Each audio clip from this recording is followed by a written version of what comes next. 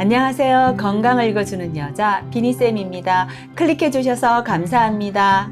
오늘 또 비타민과 건강 보조식품에 대해서 한번 리뷰해 보겠습니다.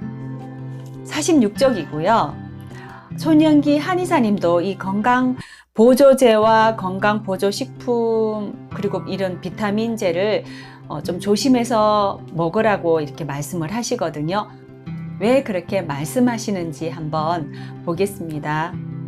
건강 보조제와 건강 보조식품의 범람, 그리고 광고를 통해 만병통치로 포장된 수많은 건강 보조제 덕에 환자가 늘고 있다라고 하시는데요. 이에 필자는 환자들의 건강 보조제 복용을 제한한다. 그 이유는 비타민, 미네랄을 포함한 영양소는 우리 몸에서 직접 음식을 통해서 섭취해야지 건강 보조제의 형태로 인위적으로 지나치게 투여하면 안 된다. 영양소를 합성, 생산해야 할 몸의 기능이 저하되기 때문이다. 제가 이 부분에서는 어떻게 생각하고 있냐면, 우리가 멀쩡한 팔도요, 예를 들어서 깁스를 한 몇 달 동안 하고 있잖아요. 깁스를 하고 나서 깁스를 다시 풀어요. 몇 달 후에. 팔을 쉽게 움직일 수 있을까요? 못 움직입니다. 몇 달 동안 이 팔을 쓰지를 않았기 때문에. 그런 것처럼 우리 몸에서 사실은 그 합성할 수 있는 많은 영양소가 있어요. 인위적으로 이런 비타민이나 건강 보조제를 계속 지나치게요. 급할 경우는 드셔주셔야 되세요. 어느 정도는 드시는데 너무 지나치게 의존을 해서는 안 된다는 겁니다. 그러면 의존을 할 경우 내가 만들어내고 생산해야 할 영양소 합성을 우리 몸에서 하지를 않는다는 거죠. 인간은 기계와 달리 쓸수록 좋아지고 쓰지 않으면 퇴화된다. 예를 들자면 우리가 운동을 꾸준하게 해준 사람들과 운동을 하지 않은 그 사람들의 몸은 차이가 있어요. 운동을 계속 해주신 분들은 근육도 발달하고 몸 전체에 운동으로 인해서 좀 탄력도 생기고 몸이 달라지죠. 그런 것처럼 우리 체내에도 똑같다는 거죠. 오장육부의 기능도. 몸이 해야 할 일을 투여된 영양소가 대신하면 몸이 점점 녹슬게 된다. 장기간 건강 보조제에만 장기적으로 의존한 사람의 경우 잠시 복용을 중단하면 이내 몸이 처지는 경험을 하게 되는데, 이것이 바로 몸의 퇴화를 증명하는 것이다. 우리 몸도 비타민제를 계속 장기적으로 지나치게 많이 투여를 하다가 잠시 멈추면 이내 몸에서 힘이 빠진다는 거예요. 왜냐하면 늘 내가 하던 일을 누가 해주었잖아요. 인위적으로. 그러니까 어떻게? 내 몸은 거기에 길들여 있는 거예요. 비유를 하자면 지금 세탁기가 있죠. 옛날에는 우리 손빨래 다 했어요. 늘 손빨래 할 때는 그러려니 하고선 손빨래를 했어요. 예, 저도 어릴 때 엄마 일 도우느라고 빨래를 했거든요. 근데 어느 날 그럼 세탁기가 생기고 난 다음부터 세탁기에 계속 의존을 하다가 손빨래를 하려면 힘들게 여겨지는 것처럼 내 몸에서 계속 영양소를 인위적으로 합성해낼 수 있는 영양소까지도 계속 넣어주다 보면은 내 몸에서는 이제 만들어내질 않는다는 거죠. 그래서 몸이 퇴화가 된다는 거예요. 대표적인 그 지용성 비타민 A, D, E, K 같은 경우는 우리 몸에 그대로 축적을 합니다. 과잉 섭취할 경우. 가끔 이렇게 영양제 판매하시는 분들을 보면 이렇게 눈이 안 좋으신 분들, 급하게 그 안과 질환이 생기신 그런 분들께 비타민 A를 집중적으로 이렇게 먹어라. 메가요법을 해서 먹으라라고 해요. 만약에 한 달 이상 이렇게 지나치게 몇 달 동안, 어떤 분은 1년 동안 좋아졌다고 해서 그게 계속 먹으면 좋은 줄 알고 계속 드세요. 이거 먹고 좋아졌으니까 난 계속 먹어야겠다라고 계속 지나치게 드시잖아요. 조금 전에 말씀드린 것처럼 지용성 비타민 A, D, E, K는 내 몸에 독소를 유발을 해요. 과잉 섭취할 경우. 이 점을 유의하셔야 되세요. 다시 본론으로 넘어가겠습니다. 근본적인 식습관 개선 없이 오로지 건강 보조제만을 찾는 플러스 사고가 오히려 건강을 해친 셈이다. 수용성 비타민은 우리가 소변으로 다 나간다고 하죠. 그래서 비타민C 요법이 굉장히 지금도 아마 많이들 하고 계실 텐데, 저는 사실 비타민C 요법을 하다가 이 위가 워낙 약해서 역류성 식도염까지 생겨가지고 혼났어요. 역류성 식도염 아마 심하게 알아보신 분은 아실 거예요. 완전 이 가슴 쪽이 타들어가는 것 같아요. 얼마나 혼났는지 몰라요. 그래서 못 모르고 그냥 비타민C, 저도 이제 건강이 좋다는 거는 별걸 다 해봤거든요. 내 몸에 마치 임상실험 하듯이 온갖 것을 다 해봤어요. 뭐라도 내 몸을 살릴 수 있는 뭐가 되겠지. 예, 뭐라도 아다리가 맞으면, 예, 아다리? 예, 아다리? 예, 아다리? 예, 뭐라도, 맞으면, 예, 내 몸에 도움이 되겠지라고 생각을 하고 온갖 것을 다 해봤거든요. 그 중에 하나, 유행인 비타민C 메가요법을 했죠, 저도. 그러다가 역류성 식도염으로 엄청난 고통에 시달렸습니다. 그야말로 가슴이 탑니다. 불이 타요. 심하게 앓으신 분들은 아마 잘 아실 거예요, 이 심정.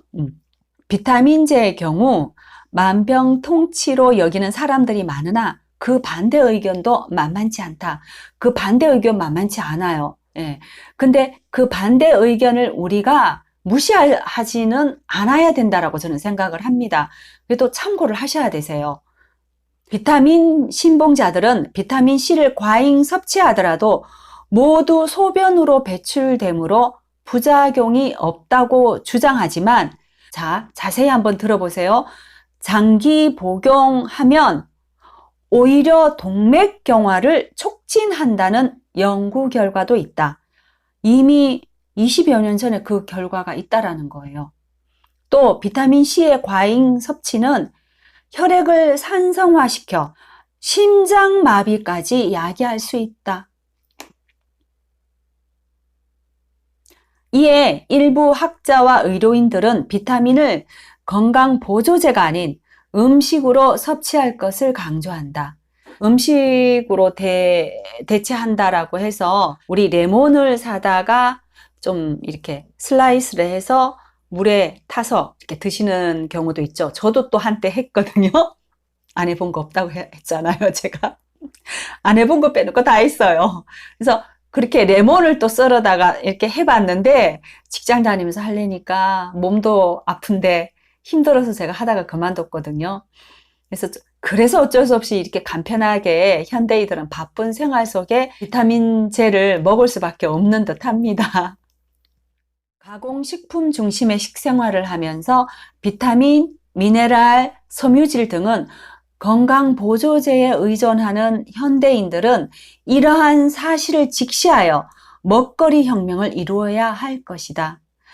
건강식품 중에서도 음식을 그대로, 우리가 먹는 그 식품을 그대로 농축해서 먹기 편리하게 만든 그런 건강 보조제가 있습니다. 그런 건강식품이 있으니까 그런 것들을 잘 선별해서 찾아서 드시면 괜찮으실 거라고 생각해요. 예전 당근 하나가 지금은 당근 7, 8개를 먹어야지 영양소가 똑같다고 합니다. 그만큼 이렇게 부실해요. 예. 그냥 무늬만 당근이지 예전만큼의 영양소가 들어가 있지 않다는 겁니다. 그래서 옛날과 같은 영양 효과를 기대하기가 어렵기 때문에 비타민제를 먹어 주어야 한다고 이런 비타민 회사에서 얘기들을 하죠.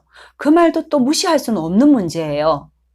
그래서 비타민제를 먹기는 해야 하는데 장기 복용하는 거 좀 주의하시고, 그래도 또 식품을 통해서 먹을 수 있는 방법 챙기시고, 어지간하면 식품을 농축해서 그대로 식품의 성질을 가지고 있는 그런 보조식품을 드시면 도움이 되실 거라고 생각합니다. 이 비타민제도 사실은 판매하시는 분들 얘기 들어보면 식품이라고 주장을 하거든요.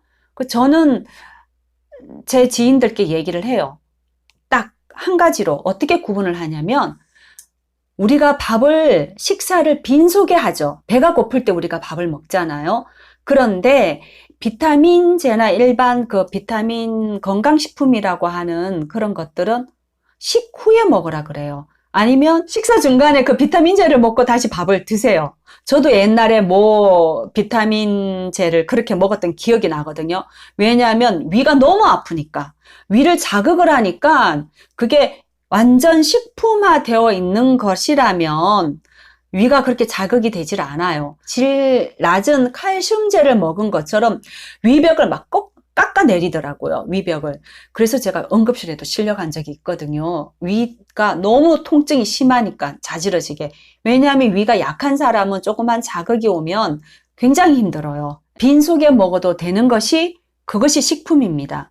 빈속에 먹지 말고 식후에 드세요. 또는 식사 중간에, 식사 도중에 드세요 라고 하는 거는 저는 식품이 아니라고 생각하거든요. 또 이거 듣고 또 반발하시는 분 계실지 모르겠는데 이건 제 생각입니다. 예, 제 생각이니까 저렇게 생각하는 사람도 있구나라고 그냥 생각해 주시면 되겠습니다. 농약과 화학 비료로 황폐해진 이 땅의 먹거리에서 옛날과 같은 영양 효과를 기대기는 어렵다. 유기질 퇴비 대신에 화학 비료를 사용하게 되면 질소, 인산, 칼륨을 제외한 나머지 60여 종의 광물질은 공급되지 않기 때문에 아시아의 경우 100년 전에 비해 농지의 광물질 손실이 이 당시에도 76%에 이른다고 해요. 광물질 손실이. 그러면 지금 최소한 아무리 안 됐다 해도 80% 이상은 되겠죠? 이런 농지에서 자란 식품은 자연산이라 해도 비타민과 미네랄이 과거보다 부족하다. 자연식을 하자니 영양소 부족이 염려되고 건강보조제에 의존하자니 몸의 퇴화가 걱정되니 땅이 다시 살아나지 않는 한 우리 건강은 진퇴양난일 수밖에 없다. 이 대목 읽으면서 제가 착잡해지더라고요. 땅을 살리는 이 작업이 결코 쉽지만은 않은 작업이거든요. 긴 시간과 세월이 필요하고 그리고 많은 그 노력이 또 들어가야 되니까요. 최대한 유기농법으로 우리가 먹거리를 좀 조성해 가도록 노력을 해야 될 것 같습니다. 자연식을 하느냐 아니면 영양소 부족이 염려되니까 건강보조식품을 먹느냐라고 이렇게 둘 중에 선택하는 것은 우리의 몫인데요. 저 같은 경우는 어쩔 수 없이 영양소를 다 챙겨 먹을 수가 없다라고 생각하거든요. 저도 지금 일일 일식을 하기 때문에 영양이 아마 많이 부족해요. 그래서 건강보조제를 먹는데 이 건강보조제를 굉장히 까다롭게 고르고 있어요. 그래서 식품을 그대로 농축시켜 놓은 그런 제품을 찾아서 제가 먹으려고 노력을 하거든요. 어차피 우리가 식사로 그 영양소를 대체하기에는 엄청난 양을 많이 먹어야 돼요. 브로콜리가 항암에 좋다고 하지만 암을 예방할 만큼 먹으려면 한 리오가를 먹어야 될 거예요. 하루 종일 아마 브로콜리를 가지고 다니면서 먹어야 될 거예요. 식품 그대로의 성질을 갖고 있으면서 농축되어 있는 그런 식품을 잘 선별해서 드시면 되실 것 같아요. 그래서 소비자들이 지혜로워야 돼요. 너무나 대중매체에 왜곡된 정보들도 많고 우후죽순 요즘 TV 틀면 다 뭐가 몸에 좋아요, 다 몸에 좋은 식품들을 하루가 멀다 하고 방송에 나옵니다. 그 중에 내가 지혜롭게 잘 선택을 하려면 소비자들이 공부를 할 수밖에 없다라고 생각해요. 네, 오늘 건강식품과 영양제는 어떻게 먹어야 되는지 잠깐 다뤄봤고요. 오늘 여기까지 하고요. 그럼 다음에 뵙겠습니다. 안녕히 계세요.